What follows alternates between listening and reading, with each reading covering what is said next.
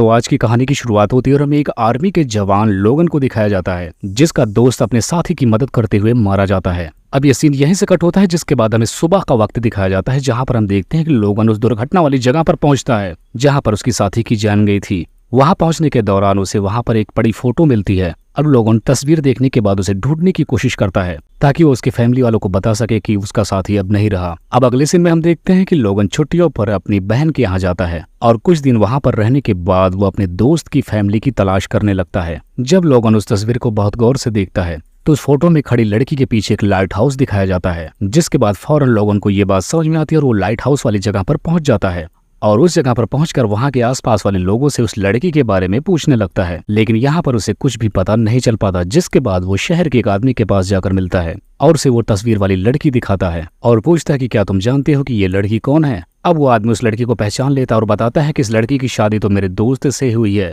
जिसके बाद वो आदमी लोगन को उस लड़की का एड्रेस देता है। अब हम देखते हैं कि लोगन उस एड्रेस पर पहुंच जाता है और उस लड़की से मुलाकात भी हो जाती है। यहाँ पर हम इस लड़की का नाम बेथ जान पाते हैं, लेकिन लोगन उस लड़की को कुछ भी नहीं बता पाता कि आखिर उसके दोस्त के साथ क्या हुआ। यहाँ पर बेथ को लगता है कि शायद ये लड़का यहाँ पर जॉब के सिलसिले में आया है, जिसके बाद उसकी ग्रैंड मदर उसे वहाँ पर जॉब दे देती है। हम जान पाते हैं कि शुरू में तो बेथ लोगन को काफी ज्यादा पसंद नहीं करती, लेकिन उसके काम करने के तजुर्बे को देखने के बाद वो धीरे धीरे उससे इम्प्रेस होने लगती है, क्योंकि वो ऐसा कोई भी काम नहीं था जिसे नहीं कर सकता था। दूसरी तरफ हम बेथ के बेटे को भी देख पाते हैं जो लोगन से दोस्ती कर लेता है। हम जान पाते हैं कि अभी हाल ही में बेथ के भाई की भी डेथ हो चुकी थी, जिसकी वजह से वो एकदम अकेली पड़ गई थी और अब लोगन का सहारा पाने के बाद उसे काफी अच्छा फील होने लगा था। अब यहाँ पर हम बेथ के एक्स हस्बैंड को जान पाते हैं जो पुलिस में होता है और वो जब लोगन को देखता है तो उससे लोगन पर शक होने लगता है। इसी वजह से वो लोगन के साथ कुछ अच्छा बिहेव नहीं करता और इसके साथ साथ वो अपने बेटे को लोगन से दूर कर रहने के लिए कहता है। अब अगले सीन में हम देखते हैं कि बेथ का बेटा जब वहाँ मैदान में खेल रहा होता है तभी वो गिर जाता है और उसकी नाक से खून निकलने लगता है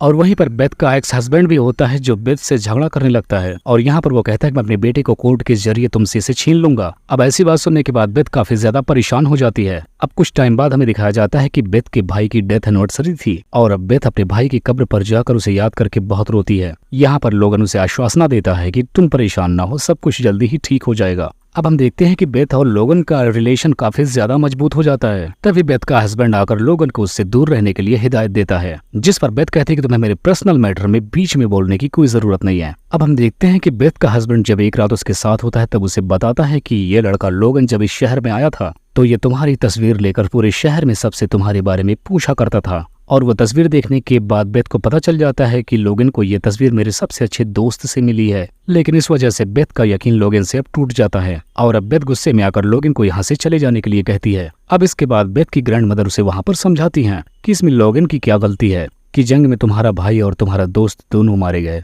और अगर लोगन बच गया है तो तुम्हें उसका दोस्त होने की वजह से तुम्हें अब उसके बारे में सोचना चाहिए, क्योंकि वो एक बहुत अच्छा इंसान है। अब हम बेथ के हस्बैंड को देखते हैं जो नशे में होता है और वो लोगन को उसके कुत्ते के साथ जाता हुआ देखकर उस डॉगी पर गन तान देता है, जिसकी वजह से इर्द गिर्द खड़े लोग वहां से डरकर भागने लगते हैं। जिसके बाद अब लोगन बेथ के हस्बैंड से गन छीन कर पास खड़े पुलिस वाले को उसकी गन पकड़ा देता है। अब हम देखते हैं कि लोगन फिर से बेथ के घर पर जाकर उसके भाई के मौत के बारे में सब कुछ बताता है कि आखिर उसकी मौत कैसे हुई थी और इसी रात हम देखते हैं कि बेथ का हस्बैंड भी बेथ के पास आता है और उससे माफी मांगता है और बोलता है कि मैं तुम्हारे साथ अपने ताल्लुकात फिर से अच्छे करना चाहता हूँ, जिस पर बेथ उसके साथ रहने से अब इनकार कर देती है। जिसके बाद गुस्से में आकर उसका हस्बैंड फिर से उसे कोर्ट की धमकी देने लगता है और ये सारी बातें लोगन और उसका बेटा सुन रहा होता है। जिसके बाद उसका बेटा ट्री हाउस में जाने लगता है, जिसके बाद सारे लोग उसके पीछे भागने लगते हैं। हम देखते हैं कि ट्री हाउस तक पहुंचने के लिए एक ब्रिज से गुजरना पड़ता है जो लकड़ियों और रस्सियों से बना होता है। इनका बेटा जब उसके ऊपर से गुजर रहा होता है तभी वो ब्रिज टूट जाता है, लेकिन बेथ का बेटा रस्सी को पकड़े रहता है। जिसके बाद उस बच्चे का पिता उसे बचाने के लिए उसे में कूद जाता है और अपने बच्चे को रस्सी के साथ पकड़ लेता है। तभी लोगन इनकी मदद करता है और जैसे ही वो बेथ के बेटे को बाहर लाता है और उसके हस्बैंड की जान बचाने के लिए जब उसकी तरफ जाता है तभी ऊपर से ट्री हाउस आकर उसके हस्बैंड के ऊपर गिर जाती है, जिसकी वजह से उसकी मौके पर ही मौत हो जाती है। अब बेथ घर आने के बाद लोगन को थैंक्स बोलती है।